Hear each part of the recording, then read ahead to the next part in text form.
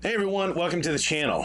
So I'm just your average race fan, and if you like to talk motorsports, then go ahead, hit the like, go ahead and subscribe, share this video so we can get it out to the community. Others may enjoy it, and if I miss something during this video, go ahead and comment so we can all learn together. I'm just your average race fan, and today we're going to talk Racing 101.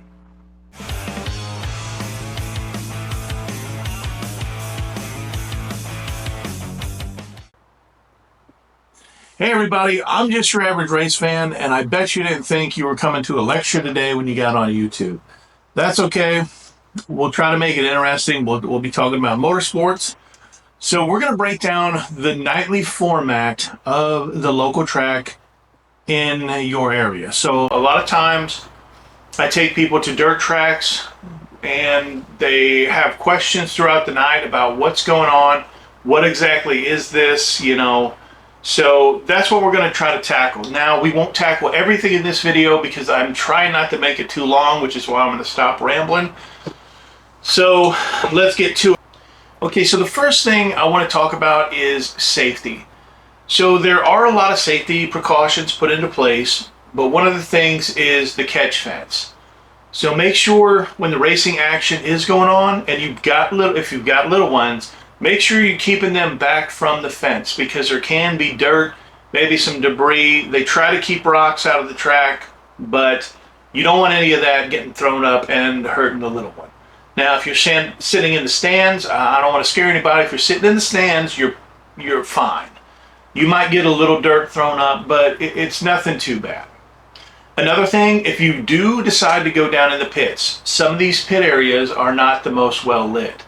So make sure you're keeping your head on a swivel and just kind of watching out for the cars because they don't have headlights, and some of these drivers, it may be hard for them to see you. So just keep that in mind. If you're going to have another group staging, just always keep your head on a swivel and know that this is an area where race cars are traveling.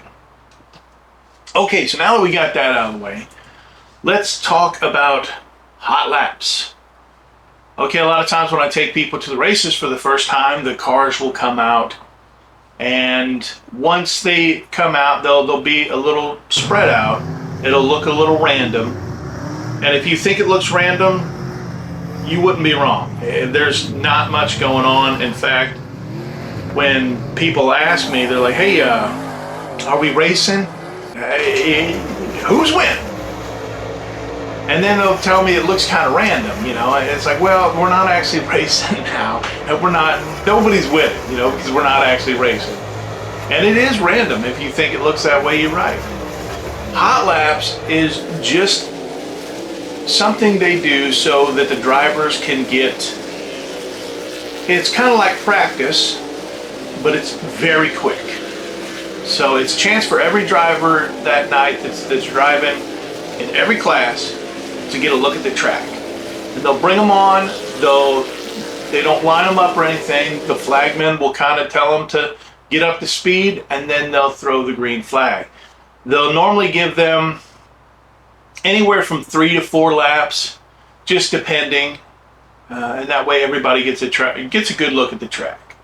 So that's what's going on. So if you get there maybe a little past the starting time, it's no big deal. They're not racing yet. There's probably hot laps going on. And a lot of times in the schedule, if you look on the website, they'll tell you that hot laps start at 6:30, racing starts at 7, or hot laps start at 7, racing starts at 7:30. So that's what hot laps is. All right, let's talk heats. So heats, this is what determines who goes into the feature and when. So this kind of lays the foundation of the night. So normally, when you have your local track, they will have a draw when the driver checks in, and that will tell them what position they're going to start in what heat. Now at your bigger sanctions, which we won't get into too much, but at your bigger sanctions, they will do qualifying, which is they will bring them out, they'll give them a lap or a half a lap to get up to speed. They'll throw the green flag. They'll give them 2 laps under green. The best of those 2 laps will go in their time. Will score their time for qualifying. And then they will line up in the heats as their time. The faster you are, the higher in the heats you'll be placed. But at your local track, it's normally just a draw. They'll draw into a hat or a little container, and it'll be a chip, and it'll tell them exactly heat one, row inside row one. You know, you'll draw into heat two. You know, and they'll be like outside row three. So that is how they determine who lines up in the heat races. So the heat races are normally, they're kind of shorter. They're anywhere from 8 to 12 laps, depending on how many cars, what sanctions are going on. And then when they get finished, they will normally take the top 4 or the top 6, depending on, again, the program that they're running that night. Now, those top cars will automatically transfer over to the A main, the main event. And that's what the end goal is. Now, if you don't make the cutoff or the transfer, as the term is, it's okay. You still have another chance to make it into the feature. We'll talk about that in a little bit. So the B main, let's get to that.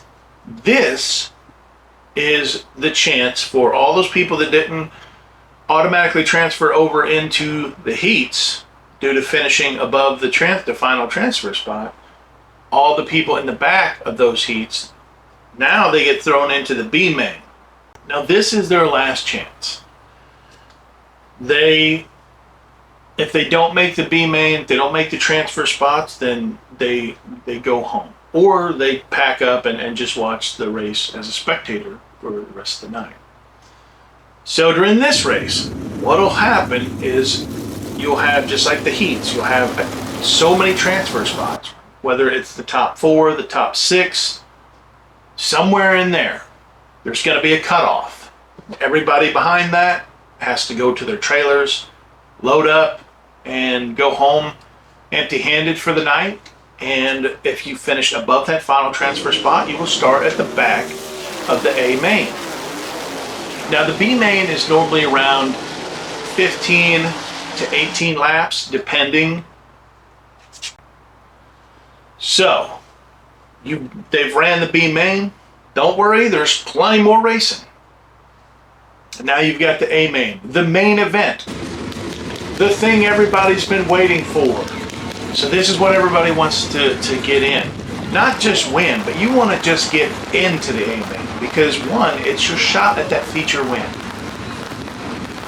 2, a lot of times, now this varies for some of the local tracks, but some of your big races and some of your bigger tracks, even if you make it into the A main, you get paid a certain amount of money just to start. So if you line up and they throw the green flag and you even do 2 laps in the A main, you're gonna get something back in certain instances. Now that might not be the case at all these small local tracks. A lot of times I've seen it where they just get their entry feedback, but you know, hey, that's still something. So back to the A main. Everybody wants to get in there. The A main is the final event. This is where you're going to get that big money if you win. And normally it pays on down to 10th place pretty decently. And then 10th on back gets just all the same. They get the same amount. Normally, I don't want to say that for every single scenario. But so you want to get that big money. But not only that, this is where you're going to get that feature win. And to a driver, a feature win is what they're looking for. Because when they market themselves, oh, this guy has, you know, so many feature wins. That looks good on their resume, and especially if they're looking to move up the ranks and drive for a living. So this is what they want. You get that big trophy, you get the money, and you get the prestige of having that feature win. Okay, so the A main is the longest event of the night. These typically run anywhere from 20 to 30 laps at your local track, depending on the class and the track. Some of your smaller tracks will run 30 laps. Some of your bigger tracks that it takes a little while to get around, they will run 25, 20 laps, somewhere in there. Some tracks will even go by classes. There's one track that I go to frequently that their street stocks run 20 laps. Their sprint cars and late models, they run 25 laps. So it just depends on the size of the track and what cars are going to be running. Normally though, it's somewhere in between 20 and 30 laps. Now you will have some big races that will do big 50 lap features. Two in mind. One is a Knoxville National. They do a big 50 lap race. And then you've got the Ironman 55, which is held out of Pevely, Missouri at Federated Auto Parts Speedway at I-55. That one, obviously, just like I said, it's a 55 lap race. Then you have some late model races that can get up there as well, 50, some are even 100 laps. So it just depends. So this will be the marquee event for the night. And once it's over, you will have a big trophy presentation. The driver that won the feature will normally come up on the straightaway. They will get out of their car to cheers and claps. They will get handed a flag. You know, confetti will be going off. Now, let's jump back to the part where I was talking about kids on the fence. This time in the night, you will notice that there might be some kids that go up on the fence. That is perfectly fine. And if your kiddo wants to join them and go up there and get a closer look at the driver and the winning car, let them do it. That's perfectly fine. Because what will happen normally is not only will the driver get their trophy, they'll get their picture taken down there along with maybe some confetti, you know, stuff like that. But they will get a checkered flag. They will sign it. They will walk across the track and hand it to a lucky kid along the fence. So that's why I say if you see a group of kids after the race is over, they're going down there, lining up along the fence, kind of yelling, hooping and hollering, that's perfectly fine. Go let your kid go down there, hoop and holler with them, trying to get their chance at that flag. Absolutely nothing wrong with that. Now, if there are other races that are going to go on tonight, you need to remember to, okay, come on, you know, and get them back away from the fence so they're not in any danger when the next race. But that will happen for every single feature event. So if they want to run up there every time it's over, that's perfectly fine. Okay, so another thing that happens that's really cool at your local tracks is after the racing activities are over. Now, all the racing activities have to be concluded for the night. They will open up the pits. And they'll open it up to anybody. So if you see a big group of big group of people going down towards the pit, and you're thinking about going, but you don't really know if you can or if you got to pay, feel free to join them. They open it up for everybody to go down there, you know, and then this is for friends and family and spectators to come down, talk with the people that have driven the race that night, and get up close to the cars. So like I said, it's for friends and family to say, hey man, good job, you know, I enjoyed watching you out there. And it's for spectators to just get up and get a good look at the cars, talk to the drivers. And a lot of times, as long as you're respectful and remember that some of these people have just went through a long night of racing, some of them might not have had the best night. So just be courteous. Most of them have no problem with you looking at their cars and asking them questions. All, you know I'm down there constantly. Hey man, can I check that out? Can I look in there? When I bring new people along with me, it's like, hey, can they check this out? And a lot of times they'll be like, oh yeah, man, you got any questions? And they will let you get, you know, up to the car, look inside of it, look around it, You can ask them questions. Sometimes the mechanics, you can talk to them, ask them questions. So it's a really neat experience to be able to get that up close and personal. And what's cool about the racing community is most of the time, even when you have a big sanction like the World of Outlaws, they still do this.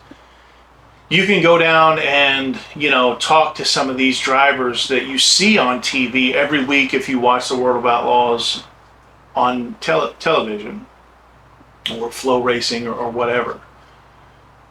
So it's kind of cool to be able to interact with them. And now you have to remember that this is their job. When you talk about the big sanctions, this is their job. And if you're talking somebody like Brad Sweet, Donnie Schatz, Kyle Larson, obviously these guys are going to have a lot more people that are trying to get their attention. So just be patient. There might be a line, but you'll still get to meet them. And here's the cool thing. If you have anything that you want them to sign, like maybe you have one of their sprint cars or one of their late models or something like that, feel free to bring it. You can buy something at their merchandise trailer, and they a lot of times have no problem signing it. So it's a good way to show your support to the drivers, even on the local level. It makes them feel 10 feet tall, when you've got kiddos that ask every question in the book and are so fascinated about it. So that's Open Pits. It happens at the end of the night. Feel free to take advantage of it, especially if you've got little kids that have been fascinated and in awe by these race cars. Yeah, feel free to take them down there and get a closer look. So the next thing and the final thing we're going to talk about is the 50/50. So most people, if you've gone to events, they sell 50/50, you know what they are. But if you don't, a 50/50 it's a kind of a win-win for the track and the lucky person.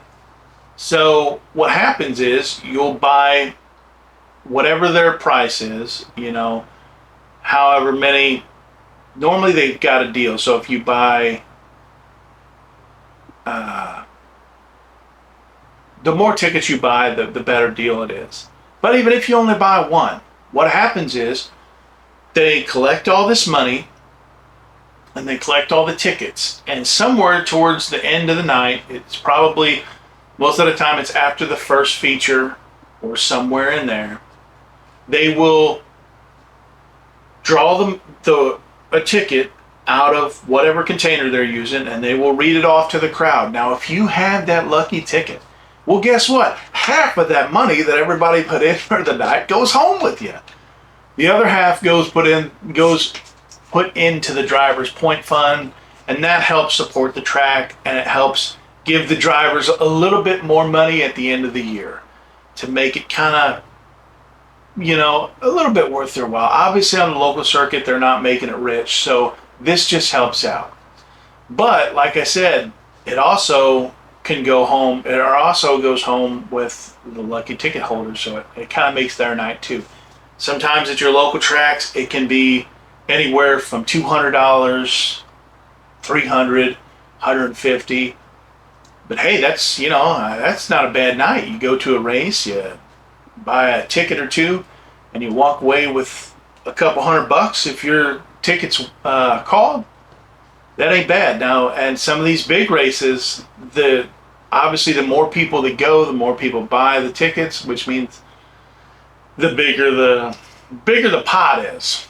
So some of those races, I'm not going to go into the numbers, but they can get up there. So remember to buy your 50/50 tickets. Remember, you can go down the pits, support your local drivers. The best thing I can say is if you're interested in racing, find a local track. You can Google it and get on their website, see exactly what they're running, what day they're running, and what time, and go out there and support your local tracks.